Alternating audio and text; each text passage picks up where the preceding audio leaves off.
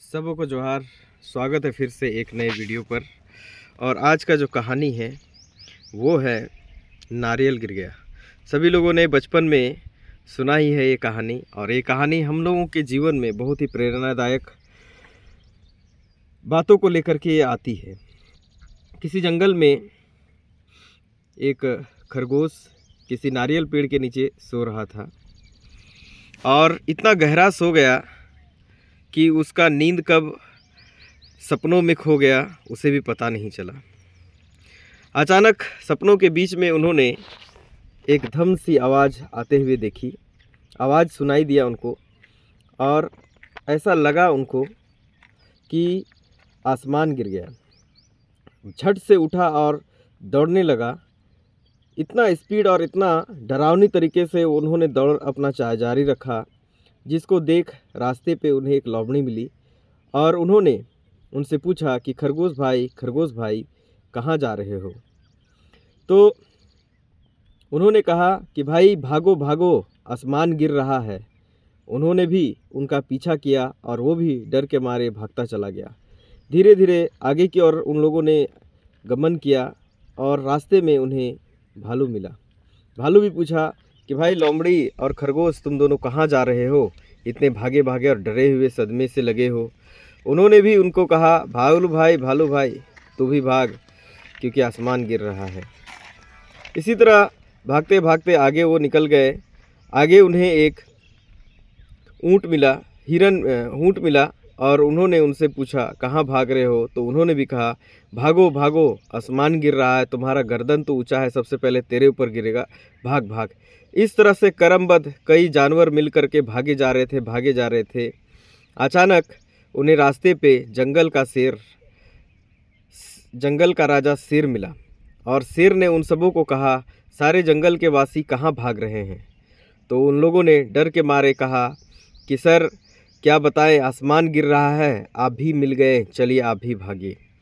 सबों को उन्होंने डांटा और कहने लगा कि ये बातें किसने कही? आसमान गिर गया। आसमान अगर गिरता तो यहाँ पर सभी लोग के ऊपर गिरता, क्योंकि आसमान चारों तरफ फैला हुआ है। तो सभी लोगों ने राजा के बातों को गौर किया और कहा, वाकई में ये तो सही बात है।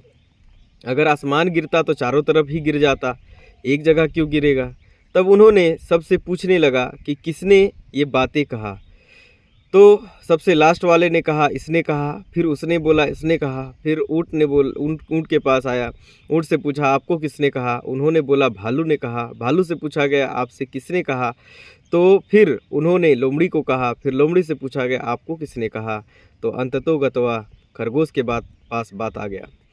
फिर खरगोश से पूछा गया, तो आपको किसने कहा? तो उन्होंने अपनी बीती बातें बताई, और सबों ने उन पर ज़ोर ज़ोर से हंसने लगा, और बोला, चलो आखिर देखते हैं वो आसमान क्या है। जब उन लोगों ने जहाँ वो सोए हुए थे उस जगह पर जाकर देखा, तो एक नारियल पड़ा हुआ था, जो नारियल के पेड़ से गिर गया था सूख करके।